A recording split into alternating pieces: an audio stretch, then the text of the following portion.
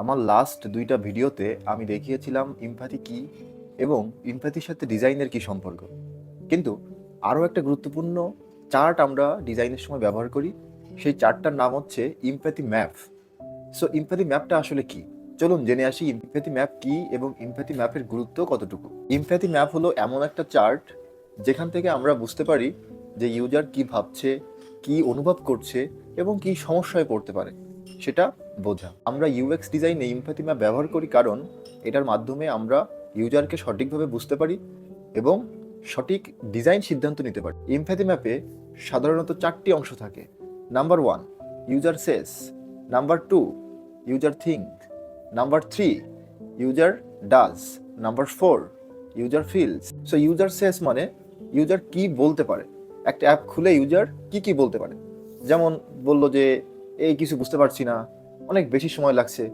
User thinks মানে user কি ভাবে, যে এই বাটনে চাপ দিলে টাকা কেটে যাবে না তো, এই বাটনে চাপ দিব না দিব না। এরপর আসে ইউজার ডাজ। ইউজার আসলে কি করে, সে বারবার পিছায় আসে এবং অ্যাপ ছেড়ে চলে যায়। এটা হচ্ছে আমরা কি বলছি, ইউজার ডাজ। ইউজার ফিলস মানে ইউজার কি অনুভব করছে, সে কি ভয় পাচ্ছে, সে কি বিরক্ত হচ্ছে নাকি কনফিউজ হচ্ছে, এই যে অনুভূতিটা আমরা বলছি ইউজার ফিলস। আমরা একটা সহজ উদাহরণের মাধ্যমে বোঝার চেষ্টা করি ইমপ্যাথি ম্যাপ কি। ধরুন একজন অনলাইনে বিল পেমেন্ট করার জন্য একটা অ্যাপে ঢুকলো। প্রথম স্টেপটা কি, শেষ। শেষে কি হতে পারে, এত স্টেপ কেন, সে বলছে মনে মনে যে এত স্টেপ কেন। তারপর থিংস, সে ভাবছে যে আমি যদি এখানে ক্লিক করি তাহলে টাকা কেটে নেবে না তো। তারপর ডাজ, ডাজে কি পড়ছে তাহলে, সে অ্যাপটা বন্ধ করে দেয়, সে আর অ্যাপটা ব্যবহার করেন। তারপর লাস্ট অপশনটা কি, ফিল, টেনশন শুরু করে যে বিলটা দিতে পারলাম না, কি একটা জটিলতা। তাহলে আমরা কি বুঝলাম ইমপ্যাথি ম্যাপ কেন দরকার?